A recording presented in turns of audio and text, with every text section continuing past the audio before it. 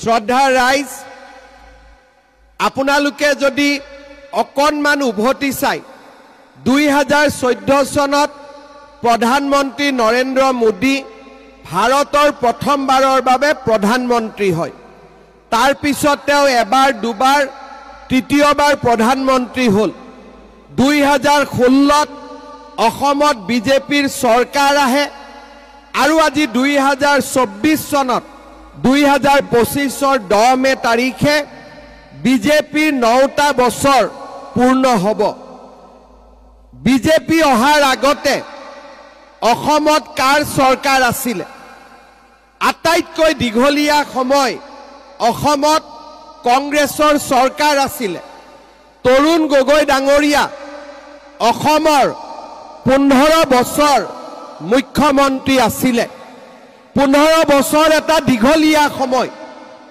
এই 15 বছৰত কংগ্ৰেছে আমাৰ বাবে কি কৰিছিল? আপোনালোকে যদি চিন্তা কৰে, আমাৰ সমগ্ৰ অসমখনতে 15 বছৰ শাসনত থকাৰ পিছতো তেওঁলোকে এখনো আঁচনি ৰাইজক দিব পৰা নাছিলে। কংগ্ৰেছৰ দিনত অৰুণোদয়ো নাছিলে, কংগ্ৰেছৰ দিনত নিযুত মইনাও নাছিলে, কংগ্ৰেছৰ দিনত চৰকাৰী চাকৰিৰ নামত লাখ লাখ টকা ঘোষ দিবলগীয়া হৈছিলে। কংগ্ৰেছৰ দিনত অংগনবাদী কেন্দ্ৰ বনাইছিলে, পাৰ চৰাই এটাও তেনেকুৱা অংগনবাদী কেন্দ্ৰত সোমাব নোৱাৰিছিলে। কংগ্ৰেছৰ দিনত ৰাস্তা ঘাটৰ অৱস্থা কি আছিলে, স্কুল কলেজৰ অৱস্থা কি আছিলে, তাক আপোনালোকে মনত পেলাব পাৰে। মই মাজে মাজে কংগ্ৰেছৰ মানুহক সুধো যে তোমালোকৰ দিনত কিবা কি আঁচনি আছিলে, মোক নামকেইটা ক'ব লাগে, মিটিঙে পত্ৰই যাতে তোমালোকৰ আঁচনিৰ নামকেইটাও মই ল'ব পাৰোঁ। কোনো উত্তৰ নিদিয়ে, মূৰটো খজুৱাই থাকে, নামে মনত নপৰে কংগ্ৰেছৰ দিনত কি আঁচনি আছিলে। খালি খজুৱাই থাকে মূৰটো, আঁচনিৰ নাম মনত নাই। এজনক ক'লো অলপতো মনত পেলা, বোলে দাদা লুঙি দিছিলে নেকি কংগ্ৰেছৰ সময়ত। এজনে ক'লে যে দাদা অকল লুঙি দিয়া নাই, লুঙিৰ লগত ধুতিও দিছিলে। মই বোলো বাপৰে, আৰু কি দিছিলে? বোলে দাদা সূতা দিছিলে, আঁঠুৱা দিছিলে, কম্বল দিছিলে, বাছ। যেনেকে পূজাত পঞ্চামৃত লাগে নহয়, তেনেকে কংগ্ৰেছৰ 5টা আঁচনি আছিলে: লুঙি, ধুতি, সূতা, আঁঠুৱা আৰু কম্বল। মই ঠিকে কৈছো নে নাই? কৈছো নে নাই ঠিকে? কোনোবাই মোক 6টা আঁচনিটোৰ নাম কওক। 6 নম্বৰ আঁচনি নাই, 5টাই আঁচনি: লুঙি, ধুতি, সূতা, কম্বল, আঁঠুৱা। মই ভূপেন বৰাকো সুধিলো যে আৰু কিবা এটা আছে নেকি? মনতে নপৰে। সকলোকে সুধিলো, মনতে নপৰে। তেতিয়া মই ক'লো একোৱে যদি মনত নপৰে, হাতৰ ছবিটো বাদ দি দিয়া, লুঙিৰ ছবিতে ইলেকশ্যনত হয়নে নহয়? কাৰণ কোনো আঁচনিয়ে নাই, কোনো মানুহক সহায় কৰা নাই, কাকো সহায় নকৰিলে। খালি অংগনবাদী কৰ্মীৰ নামত পইচা তুলিলে, মাষ্টৰ চাকৰিৰ নামত পইচা তুলিলে, ACS APS চাকৰিৰ নামত পইচা তুলিলে, আৰু গোটেই অসমখনক দুৰ্নীতি আৰু অপশাসনৰ এক উদাহৰণ হিচাপে নিৰ্মাণ কৰিলে। যোৱা প্ৰথম আমাৰ চৰকাৰ হ'ল, কোভিড আহিল, আমাৰ মাজত CAৰ আন্দোলন আহিল। আমি তাৰ মাজতো প্ৰথম 5 বছৰতে আপোনালোকৰ মনত আছে, কোভিডৰ সময়ত ভেকচিন, ICU, আমি যিমান পাৰোঁ ৰাইজক সহায় কৰাৰ বাবে চেষ্টা কৰিছিলোঁ। মুখ্যমন্ত্ৰী হিচাপে অহা 10 মে তাৰিখে মোৰ 4 বছৰ পূৰ্ণ হ'ব। এফালৰ পৰা আপোনালোকে চিন্তা কৰক, মাত্ৰ 4টা বছৰ, মাত্ৰ 4টা বছৰত আমাৰ ৰাজ্যখনলৈ কিমান পৰিৱৰ্তন আহিল। আমি অৰুণোদয় আঁচনি আৰম্ভ কৰিছিলোঁ 2021 চনত। প্ৰত্যেক সমষ্টিত আমি 16,000 পৰিয়ালক অৰুণোদয় দিছিলোঁ। সময় আগবাঢ়িলে 22,000 হ'ল, 27,000 হ'ল। এইবাৰ আমি প্ৰত্যেকটো সমষ্টিতে প্ৰায় 40,000 অৰুণোদয় আঁচনি ইতিমধ্যে ফৰ্ম বিতৰণ হৈছে। আই মাতৃসকলে ফৰ্ম ফিল আপ কৰিছে। প্ৰায় 38,000 40,000 এটা এটা সমষ্টিত অৰুণোদয় আঁচনি আই মাতৃসকলে লাভ কৰিব। আমাৰ বিধায়কসকলে কৈছে বোলে বহুতে পাব, কিন্তু 2-4 জন এতিয়াও বাদ পৰি থাকিব। মই আজি আপোনালোকক কৈছোঁ, কোনো যাতে দুখীয়া মানুহ বাদ পৰি নাযায়, তাৰ বাবে ঢেকিয়াজুলিত আৰু 4,000, বৰচলাত আৰু 4,000, ৰঙাপাৰাত আৰু 4,000, নদুৱাৰত আৰু 4,000, তেজপুৰত আৰু 4,000 অৰুণোদয় আঁচনি ইলেকশ্যনৰ আগতে আপোনালোকক দিয়াৰ ব্যৱস্থা কৰি, তাৰমানে কোনো বাদ পৰি নাযায়। মই এটা কথা অনুৰোধ কৰিম, পঞ্চায়তৰ মেম্বাৰ, আঞ্চলিক পঞ্চায়ত, জিলা পৰিষদ যেতিয়া ৰাইজৰ মাজত যাব, ৰাইজে ক'ব মই অৰুণোদয় পোৱা নাই, নামটো বহি এখনত লিখি ল'ব লাগে, ইলেকশ্যনৰ পিছত আমাক জমা দিব লাগে, যাতে আমি শোণিতপুৰ জিলাৰ সকলো দুখীয়া পৰিয়ালক এইবাৰ অৰুণোদয় দিব পাৰোঁ। ভাল হ'বনে বেয়া হ'ব? ভাল হ'বনে বেয়া হ'ব? কংগ্ৰেছে মোক কয় যে অৰুণোদয় কিয় দিব লাগে। মই কংগ্ৰেছীক এটা সুধো, অৰুণোদয় নালাগে কি লুঙি লাগে নেকি তহঁতক? অৰুণোদয় ভাল নে লুঙি ভাল? অলপ ডাঙৰ কৰি কওক, মোৰ কাণখন অলপ আজি কম শুনি আছো। অৰুণোদয় ভাল নে লুঙি ভাল? অৰুণোদয় ভাল নে লুঙি ভাল? শ্ৰদ্ধা ৰাইজ, আমি 1250 টকা মাহৰ 10 তাৰিখে বেংক একাউণ্টত পায়। কংগ্ৰেছে সূতা কেনেকৈ দিছিলে? এখন ট্ৰাকত সূতা লৈ আহে, 2000 মহিলাক মাতে, সূতা থাকে 200, ওপৰৰ পৰা দলিয়াই থাকে, যোনে যেনেকৈ কাজিয়া কৰি পাৰে লৈ যাওক। কৰিছিলে নাই আপোনালোকে কওক? মই মিছা কথা কৈছো নেকি? ট্ৰাকখনৰ ওপৰত এজনে উঠিলে এনেকে দলিয়াই থাকে, আৰু মহিলাসকলে কেছ ধৰিব লাগে ক্ৰিকেট বলৰ দৰে। এনেকুৱা আছিলে কংগ্ৰেছৰ দিনৰ পৰিৱেশ। অৰুণোদয় পাবৰ কাৰণেতো ক'তো যাব নালাগে, বেংকৰ একাউণ্টত নিজে নিজে আহি পায় নে নাপায়? গতিকে আপোনালোকে চিন্তা কৰক, কংগ্ৰেছে আমাক ক'ত লৈ গৈছিলে আৰু বিজেপিয়ে আমাক ক'লৈকে লৈ আহিছে। শ্ৰদ্ধা ৰাইজ, মোদী ডাঙৰীয়াই কোভিডৰ সময়ত আমাক বিনামূলীয়া চাউল দিয়া আৰম্ভ কৰিলে, যাৰ ঘৰত ৰেচন কাৰ্ড আছে। তাৰ পিছত আমি অসমত আৰম্ভ কৰিলোঁ যে যাৰে ঘৰত ৰেচন কাৰ্ড থাকিব তেওঁলোকে আয়ুষ্মান ভাৰত, আয়ুষ্মান অসম আঁচনি পাব। এইবাৰ মই এটা নতুন চিন্তা কৰিছোঁ, কলেজত যেতিয়া বিনামূলীয়া নামভৰ্তি কৰোঁ, আমাৰ চৰকাৰৰ আঁচনি, কিন্তু তাতো বিনামূলীয়া হৈ নাথাকে। কিয়? গাঁওবুঢ়াৰ চাৰ্টিফিকেট লাগে, মৌজাদাৰৰ চাৰ্টিফিকেট লাগে, পঞ্চায়তৰ চাৰ্টিফিকেট লাগে, কলেজে অলপ চলপ খুজিলে যে ইটো ফিজ দিয়ক সিটো ফিজ দিয়ক। এইবাৰ মই সিদ্ধান্ত কৰিছোঁ যে কলেজত বিনামূলীয়া নামভৰ্তিৰ কাৰণে কাৰো চাৰ্টিফিকেট নালাগে, ৰেচন কাৰ্ড দেখুৱালে বিনামূলীয়া নামভৰ্তি পাই যাব। ভাল হ'বনে বেয়া হ'ব? ভাল হ'ব নহয়? যোৱা ইলেকশ্যনৰ সময়ত মই আপোনালোকক কৈ গৈছিলোঁ যে জিঅ' টেগিঙত এইবাৰ পইচা দিব নালাগে। ঘৰৰ জিঅ' টেগিং হ'ল, এইবাৰ জীৱিকা সখী বাইদেউবিলাকে জিঅ' টেগিং কৰিছে। কোনোবাই টকা দিবলগীয়া হৈছে নেকি? চাহ একাপ যদি কোনোবাই খাইছে, টকাটো কোনেও লোৱা নাই, সঁচা কথা কওক। এতিয়া মই আৰু নিয়ম কৰিছোঁ, কোনোবা যদি ভুলতে বাদ পৰি গ'ল, অহা 15 দিনত ইলেকশ্যনৰ পিছত মই আৰু ব্যৱস্থা কৰি দিম, নিজৰ জিঅ' টেগিং নিজে কৰি ল'ব পাৰিব, কাৰো সহায় নালাগে। নিজেতো নিজৰ পৰা পইচা ল'ব নোৱাৰে, নে ল'ব পাৰিব? গতিকে নিজৰ জিঅ' টেগিং কেনেকৈ হয় টিভিত আমি আপোনালোকক প্ৰচাৰ কৰিম, আপোনালোকে শিকি ল'ব।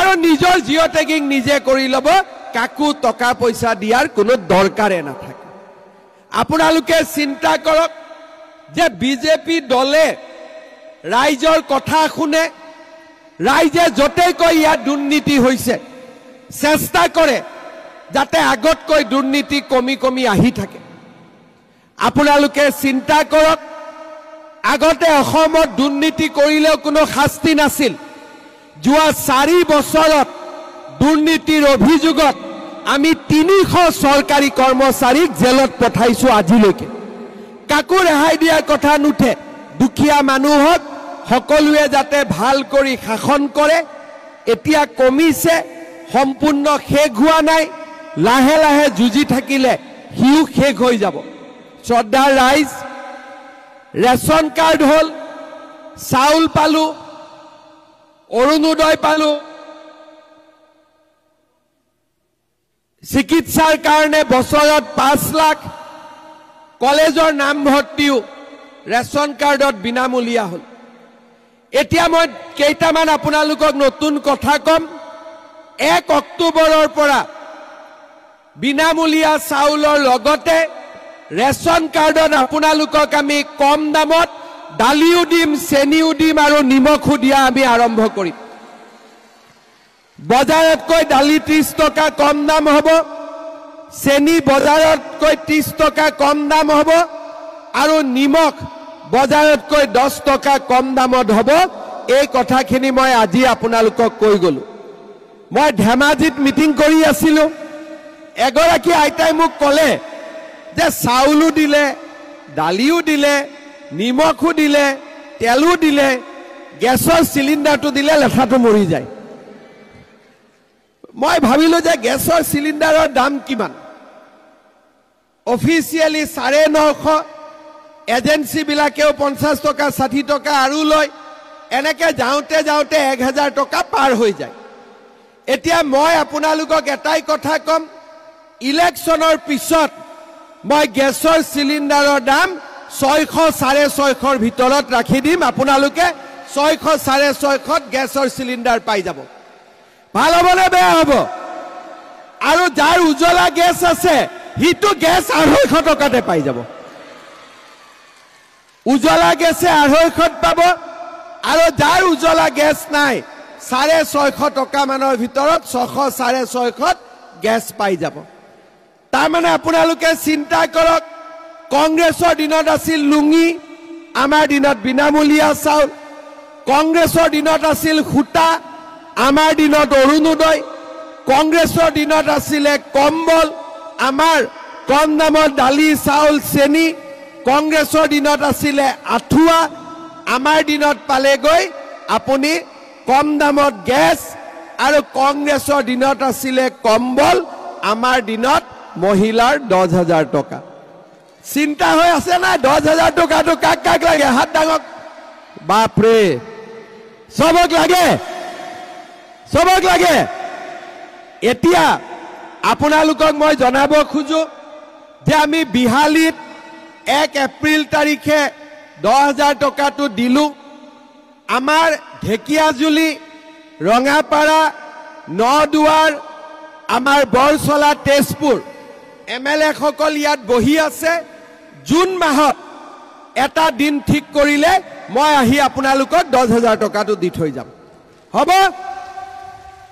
বিহালীত যেতিয়া 10000 টকাটো দিলু এগৰাকী মহিলাই মোৰ লগত এনেকৈ ফটো মাৰি আছে ফটোটো উঠা নাই মই ক'লো বাইদেউ মোবাইলটো বেয়া নেকি বোলে আজিয়ে পেলাম নতুন মোবাইল কিনিম 10000 টকাটো পোৱাৰ লগে লগে তেতিয়া মই মিটিঙত ক'লো যে 10000 টকাটো প্ৰথম পিছত মই 25000 দিম আৰু 25ৰ পিছত 50 দিম আৰু যি কৈছো কৰিমেই তাত বেলেগ কথা একো নাই সেই কাৰণে 10000 টকাটো ভাল কামত খৰচ কৰিব 25000 পাব 25000 টকাটো ভাল কামত খৰচ কৰিব ভৱিষ্যতে 50000 টকাও আপোনালোকে পাব জুন মাহত আমি ইয়াতে মিটিং কৰি আপোনালোকক 10000 টকাটো দি থৈ যাম আজিয়ে মই ফাইনেল কৰি দিলো ঠিক আছে কোনো এতিয়া চিন্তা নাই আজি মিটিঙত আহি কি পালো বিনামূলীয়া কম দামত আমাৰ বিনামূলীয়া নামভৰ্তি ইজি হৈ গ'ল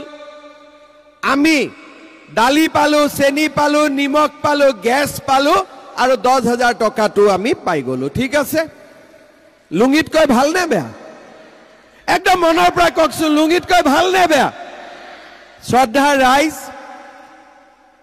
যেনেকে আমি দুখীয়া দৰিদ্ৰ মানুহক সহায় কৰিছো লৰা ছোৱালীক শিক্ষিত কৰাৰ কাৰণেও আমি চেষ্টা কৰিছো আমাৰ দিনত আদৰ্শ অংগনবাদী কেন্দ্ৰ হৈছে স্কুল বিলাকত আগতে অৱস্থা নাছিল অসমীয়া মাধ্যমৰ স্কুল বিলাকত মই চেষ্টা কৰিছো যাতে আমাৰ সকলোবোৰ স্কুল আমি ধুনিয়াকৈ সজাই পৰাই তুলিব পাৰো আমি এটা আঁচনি লৈছো পৰ্যায়ক্ৰমে সকলো স্কুলত আমি 8 কোটিকৈ টকা দিম নতুনকৈ বিল্ডিং বনাম যাতে আমাৰ স্কুল বিলাক ডন বস্কো সেন্ট মেৰিজতকৈ বেছি ধুনিয়া হ'ব পাৰে শ্ৰদ্ধা ৰাইজ নিযুত মইনা আঁচনি হল প্ৰথম বছৰ ছোৱালী বিলাকে পালে এইবাৰ দ্বিতীয় বছৰ পাব আৰু ফাৰ্স্ট ইয়াৰ সেকেন্ড ইয়াৰ দুইটাই পাব ছোৱালী সকলৰ পঢ়াৰ অসুবিধা দূৰ হল ক্লাস 9ৰ ছাত্ৰ ছাত্ৰীয়ে সাইকেল পালে এইবাৰ আমি আৰু এটা আঁচনি আনিছো যিবিলাক লৰা বিএ পাস কৰিব বহুত জায়গাত ইন্টাৰভিউ দিব লাগে খৰচ হয় আমি এইবাৰ সিদ্ধান্ত কৰিছো যিমান লৰা বিএ পাস কৰিব 1 বছৰ তেওঁলোকৰ বেংক একাউণ্টত প্ৰত্যেক মাহত আমি 2,500 টকা কৰি দি গৈ থাকিম যাতে লৰা বিলাকেও দেউতাক মাকক পইচা খুজিব নালাগে শ্ৰদ্ধা ৰাইজ আজি আপোনালোকে চিন্তা কৰক কংগ্ৰেছৰ দিনত অংগনবাদী চাকৰি এটাৰ কাৰণে 1 লাখ টকালৈকে ঘোষ দিবলগীয়া হৈছিল শিক্ষকত 5 লাখ 10 লাখ এসিএস ডিএসপি পাবৰ কাৰণে 1 কোটি 1.5 কোটি দুখীয়া মানুহে আশা বাদ দিছিল যে সৰকাৰি চাকৰি আমি নাপাও আজি মই আপোনালোকক যদি কওঁ যে মই সৰকাৰি আপোনালোকক চাকৰি দিম হেলথত 3rd গ্ৰেড দিম 4th গ্ৰেড দিম 5 লাখ টকাটো হাঁহি দি দিব মোক চাকৰি কাৰণেটো 2 লাখ 3 লাখ 5 লাখ সকলো মানুহে দি দিব মই ললো 1 লাখ গণেশ লিম্বু অশোক সিংগালক দিলো 1 লাখ আমাৰ বুথ কমিটিয়ে পালে 50,000 মণ্ডল কমিটিয়ে পালে 50,000 সবৰে ঘৰ বিলাক পাকা হৈ গল সবৰ গাড়ী হৈ গল আমি লৈছো নেকি 1.5 লাখ লৰা ছোৱালীয়ে চাকৰি পালে মই যদি 1 লাখ টকা কৈ ললুহেতেন মোৰ ঘৰত 1500 কোটি টকা আহিলেতেন কিন্তু কোনোবাই কব পাৰে সৰকাৰি চাকৰি নামত আমি তামুল পান এখনো খাইছো বুলি কাবাৰ পৰা বিজেপিয়ে তামুল পান এখনো খাইছে আজি প্ৰথমবাৰ অসমত এতিয়া সৰকাৰি চাকৰি এটকাও নোকোৱাকৈ দুখীয়া ঘৰৰ লৰা ছোৱালীয়ে আজি সৰকাৰি চাকৰি পাব পাৰে শ্ৰদ্ধা ৰাইজ এই যে কংগ্ৰেছী বিলাকৰ ডাঙৰ ডাঙৰ ঘৰ আছে গাড়ী আছে কোনো বেলেগ টকা নহয় সব চাকৰি নামত উঠোৱা টকাৰে আজি তেওঁলোকে নিজৰ ডাঙৰ ডাঙৰ ঘৰ বনাইছিল আমিও পাৰিলো হেতেন কিন্তু আমি কৰা নাই কাৰণ আমি বেয়া কাম নকৰো মোদী ডাঙৰীয়াই আমাক বেয়া কাম কৰিব নিদিয়ে আমি ৰাইজৰ মাজত থাকি ৰাইজৰ কাৰণে আমি ৰাজনীতি কৰিম এই হৈছে আমাৰ সংকল্প শ্ৰদ্ধা ৰাইজ মই কব নলগীয়া কথা এটা আপোনালোকক কম শুনিব ভাল নালাগে টকালৈ চাকৰি দিলে ভাল কথা এইবাৰ বিধানসভাত ন্যায়াধীশ বিপ্লৱ শৰ্মা কমিটিৰ ৰিপৰ্ট আহিলে বিধানসভাৰ সময়ত মই ইমান ভাল কৰি পঢ়া নাছিলো কেইটামান দিন আগতে মই পঢ়িলো তাত এজনে সাক্ষী দিছে যে কংগ্ৰেছৰ দিনত চাকৰি পাবৰ কাৰণে টকা নহয় আমাৰ ছোৱালী বিলাকে কৰিব নলগীয়া কামো কৰিবলগীয়া হৈছে এটো জাজৰ ৰিপৰ্টত আহিছে মোৰ ৰিপৰ্টত নহয় আপোনালোকে চিন্তা কৰক কংগ্ৰেছে আমাৰ সমাজখন কোৰ পৰা কলৈকে লৈ গৈছিল আজি বিজেপিৰ দিনত চাকৰি উলাই টিভিত গৈ ল'ৰা ছোৱালীয়ে কয় যে মোৰ মায়ে ৰিক্সা চলাই ঠেলা চলাই তৰকাৰী বেপাৰ কৰে আজি মই চৰকাৰী চাকৰি পাইছো এইটোকে কয় পৰিৱৰ্তন আমাৰ অসমলৈ অহা পৰিৱৰ্তন কোনেও আগত ভাবিব পৰা নাছিল আজি আমি এটা এটাকৈ মানুহৰ জীৱনলৈ পৰিৱৰ্তন আনিছো সমাজলৈ পৰিৱৰ্তন আনিছো